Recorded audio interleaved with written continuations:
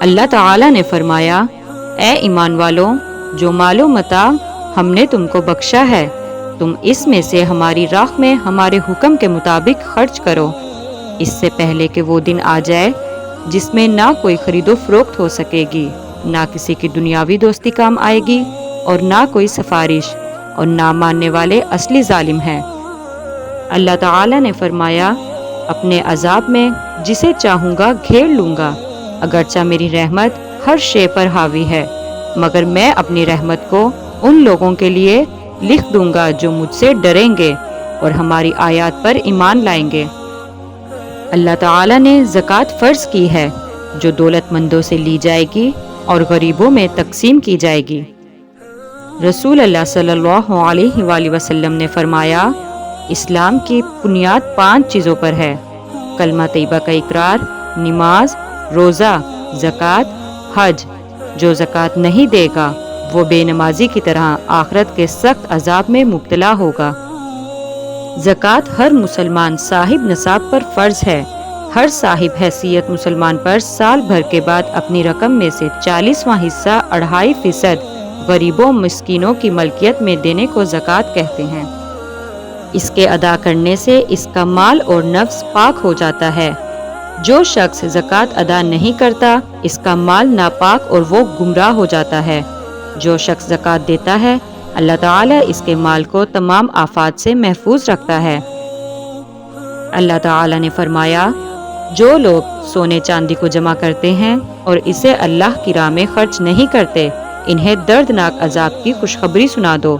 جب سونے اور چاندی کو دوزخ کی آگ میں گرم کیا جائے گا، پھر ان کی پیشانیوں کو، ان کے پہلوؤں کو اور ان کی پیٹھوں کو داغا جائے گا، اور ان سے کہا جائے گا کہ یہ ہے جو تم نے اپنی جانوں کے لیے جمع کیا تھا، اب اس کا مزہ چکھو۔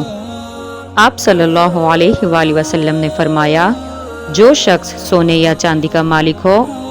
اور زکوٰۃ ادا نہ کرے تو قیامت کے دن اس کے لیے اس سونے چاندی کی تختیاں بنائی جائیں گی جس کو آگ میں تپایا جائے گا، اور ان تختیوں سے اس کے پہلو اور پیشانی اور پشت پر داغ دیا جائے گا، اور یہ تختیاں ٹھنڈی ہو جائیں گی تو پھر دوزخ کی آگ میں گرم کیا جائے گا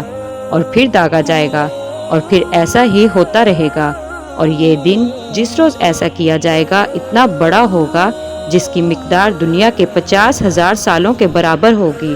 یہاں تک کہ بندوں کا حساب کتاب ختم ہو جائے گا، اور جنت میں جانے والوں کو جنت میں اور دوزخ میں جانے والوں کو دوزخ میں بھیج دیا جائے گا۔ آپ صلی اللہ علیہ وآلہ وسلم نے فرمایا،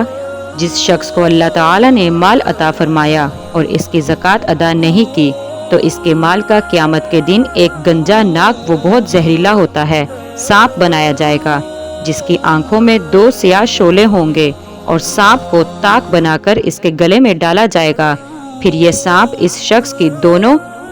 باچھیں پکڑ لے گا اور کہے گا، میں تیرا مال اور خزانہ ہوں۔ آپ نے فرمایا، جس شخص کے پاس اونٹ یا گائیں یا بکریاں ہوں اور ان کی زکوٰۃ وہ نہ ادا کرے تو یہ چیزیں قیامت کے دن بہت بڑی اور فربہ شکل میں لائی جائیں گی، اور اپنے پاؤں سے کچیلیں گی اور اس کے سینگوں سے ماریں گی، اور ان جانوروں کے ریوڑکے بادے دیگرے اسی طرح کرتے رہیں گے یہاں تک کہ لوگوں کا حساب و کتاب کا فیصلہ کیا جائے گا۔ آپ نے فرمایا، تمہارے پاس زکوٰۃ لینے والا آئے تو تم کو چاہیے کہ وہ تمہارے پاس سے اس حال میں واپس جائے کہ وہ تم سے راضی ہو۔ رسول اللہ صلی اللہ علیہ وآلہ وسلم نے فرمایا،